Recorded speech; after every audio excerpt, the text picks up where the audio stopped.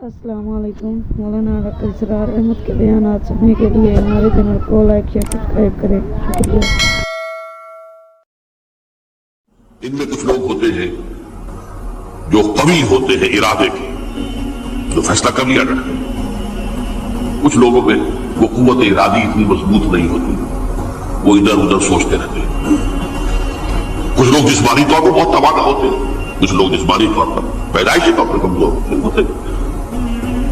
تو اگر کوئی قوت ارادی کمزور رکھنے والا شخص ہے، وہ بھی تو اللہ کی تخلیق ہے، اللہ کا بندہ ہے، خطاؤں کا ظہور ہو جاتا ہے، توبہ کرتا ہے، پھر کچھ عرصے کے بعد پھر خطا کا ظہور ہو جاتا ہے، پھر توبہ کرتا ہے۔ تو ہم تو یہ سمجھیں گے کہ ایک حد کے بعد اس کی توبہ قبول نہیں ہونی چاہیے، لیکن حدیث سنیے۔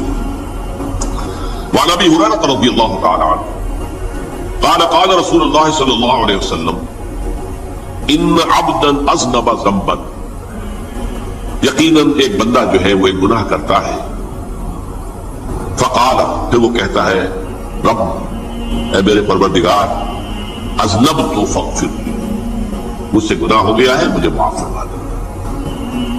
فقال ربہ، تو پروردگار یہ کہتا ہے اعلم عبدی ان لہ ربا یغفر الذنب ویأخذ بہ، میرا یہ بندہ یہ جانتا ہے کہ اس کا ایک رب ہے جو گناہ معاف بھی کر سکتا ہے اور سزا دے بھی سکتا ہے۔ کیا معنی ہوا؟ گناہ اس نے کیا ہے لیکن جانتا ہے اللہ کو کہ وہ معاف بھی فرما سکتا ہے، تبھی تو وہ اللہ سے معافی کی درخواست کر رہا ہے۔ اس کے اس جاننے کی بنیاد پر، اس کے اس علم کی بنیاد پر، اس کے اس ایمان کی بنیاد پر فرمایا غفرت لعبدی، میں نے اپنے بندے کو معاف کر دیا۔ ثم مکث ما شاء اللہ، پھر وقت گزرا جتنا کہ اللہ نے چاہا، ثم اذنب ذنبا، پھر اس سے گناہ ہو گیا۔ فقال رب اذنبت ذنبا فاغفر، پھر کہتا ہے پروردگار مجھ سے گناہ ہو گیا، پھر مجھے معاف فرما دے۔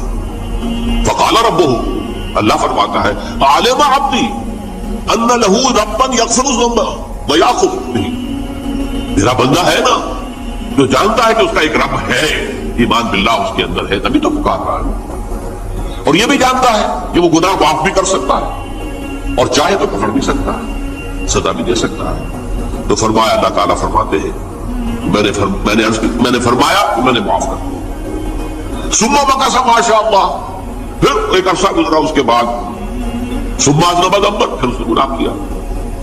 قال رب اذنبت ذنبا آخر، اس نے کہا پروردگار میں نے تو پھر ایک اور گناہ کر دیا، فاغفر لی، مجھے بخش دے۔ فقال اعلم عبدی ان لہ ربا یغفر الذنب ویأخذ بہ، میرا بندہ جانتا ہے نا کہ اس کا ایک رب ہے جسے وہ پکار رہا ہے، کیوں وہ جانتا ہے کہ اسے اختیار حاصل ہے کہ چاہے تو بخش دے اور چاہے تو پکڑ دے۔ اس کے اس علم، اس ایمان کی بنیاد پر میں نے اسے معاف کر دیا۔ ایک اور حدیث، میں نے چونکہ اس گفتگو کے لیے ان احادیث کا تفحص کیا ہے، تو بہت ہے حدیثیں، میں نے ان میں سے کچھ چنی ہیں۔ ہمارے پاس واعظ ناصح، وہ بھی کسی شخص کو روکتے رہے، برائیوں سے روکتے رہے، نہیں رکتا، تو کہیں غصے میں آ کے اللہ تجھے کبھی معاف نہیں کرے گا۔ یہ کتنا بڑا جرم ہے، اس کا اندازہ کیجئے اس حدیث سے۔ تو میرے بندے کو میری رحمت سے مایوس کر رہے ہیں، کتنا بڑا جرم ہے اس کا اندازہ کیجئے۔ یہ مسلم شریف کی روایت ہے، عن جندب، حضرت جندب رضی اللہ تعالی عنہ سے، ان رسول اللہ صلی اللہ علیہ وسلم حدث، کہ اللہ کے رسول صلی اللہ علیہ وسلم نے ایک واقعہ بیان کیا، ان رجلا قال،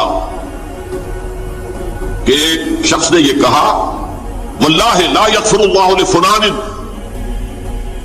کہ خدا کی قسم اللہ تعالیٰ فلاں شخص کو کبھی معاف نہیں کرے گا۔ وَأَنَّ اللَّهَ تَعَالَى قَالَ، اس پر اللہ تعالیٰ نے یہ فرمایا، مَنْ ذَا الَّذِي يَتَعَلَّىٰ عَلَيَّ، یہ کون ہے جو میرے اوپر حکومت کرنے والا آ گیا، جو میری طرف سے حکم لگا رہا کہ میں کبھی معاف نہیں کروں گا۔ مَنْ ذَا الَّذِي، کون ہے وہ شخص، الَّذِي يَتَعَلَّىٰ عَلَيَّ أَنِّي لَا أَغْفِرُ لِفُلَانٍ، کہ میں فلاں شخص کو کبھی معاف نہیں کروں گا۔ قد غفرت لفلان، اس کو تو میں نے معاف کر دیا، وَأَحْبَطْتُ عَمَلَهُ، اس شخص کے تمام اعمال میں نے ضائع کر دیے کہ تم نے میرے بندے کو مایوس کیا. یہ ہے جرم کا.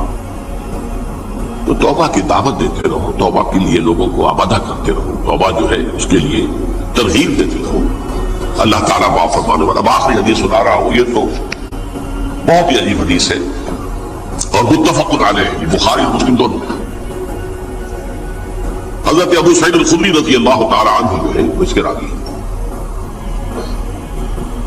حضور نے فرمایا کانا فی من کانا قبلکم رجل قتل 99 نفسا. تم سے پہلے جو امت تھی بنی اسرائیل گویا کہ ان کا ذکر ہے, اس میں ایک آدمی ایسا تھا جس نے 99 قتل کیے تھے. اب آپ اندازہ کیجئے کتنا بڑا گناہ کبیرہ ہے قتل. قرآن مجید میں آتا ہے وَكَأَنَّمَا قَتَلَ النَّاسَ جَمِيعًا.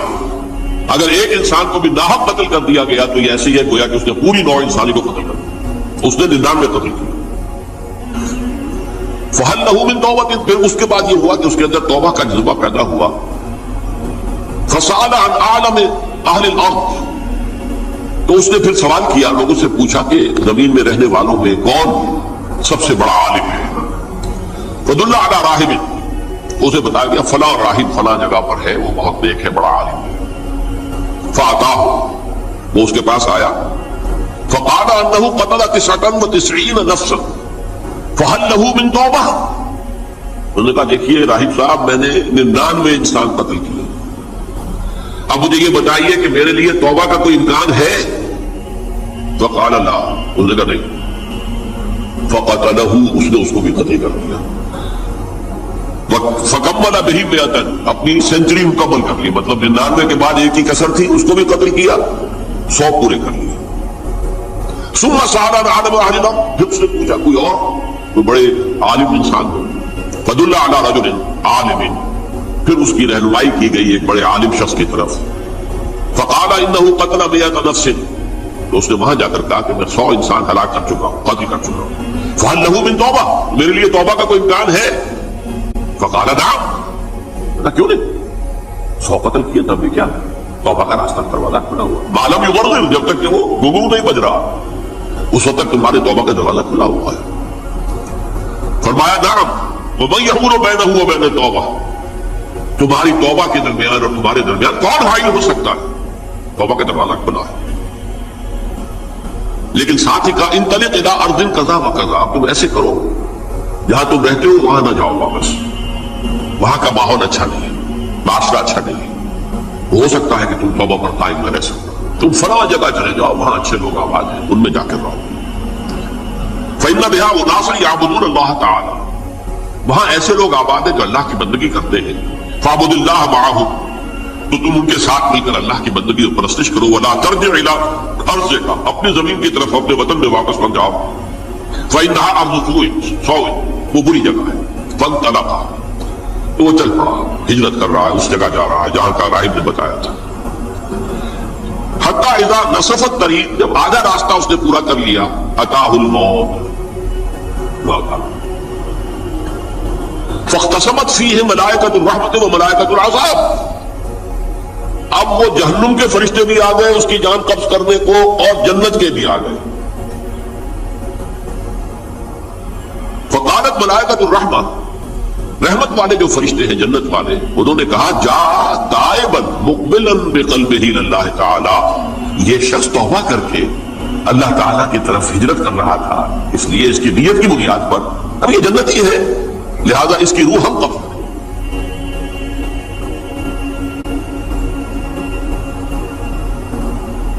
وقالت الملائکۃ العذاب. اور وہ جو عذاب والے فرشتے ہیں وہ کہیں گے انہ لم یعمل خیرا قط. تو نے توبہ کے بعد کوئی نیک عمل تو کیا ہی نہیں, تو کس بنیاد پر اس کو تم جنت میں لے جاؤ گے, اس کو تو دوزخ میں جانا چاہیے. فاتاہ ملک فی صورت الآدمی. تو ان کے پاس اللہ نے ایک اور فرشتے کو بھیج دیا, آدمی انسانی شکل کے اندر. فجعلوہ بینہم. ان فرشتوں نے کہا بھائی ہمارا فیصلہ کرا دو, اس کی روح ہم لینا چاہتے ہیں یا ہم لینا چاہتے ہیں. انہیں حکم بنا دیا. فقال قیسوا ما بین الارضین فإلی ایتہما کان اقرب. کہ تم فاصلہ ناپ لو جہاں سے وہ چلا ہے اور جہاں جا رہا تھا, اور یہاں اس کی موت ہو رہی ہے, تو کون سا فاصلہ زیادہ ہے. جب ناپا گیا، بلکہ ایک حدیث میں آتا ہے کہ اس پر اللہ نے زمین کو جو ہے حکم دے دیا، ایک طرف والی زمین تو سکڑ جا، دوسری والی جو ہے تو پھیل جا، تاکہ وہ جو جا رہا تھا وہ زیادہ قریب ہو جائے بنسبت اس کے کہ جہاں سے وہ چلا تھا۔ تو اس فیصلے پر پھر جو فرشتے تھے، جو کہ رحمت کے فرشتے تھے،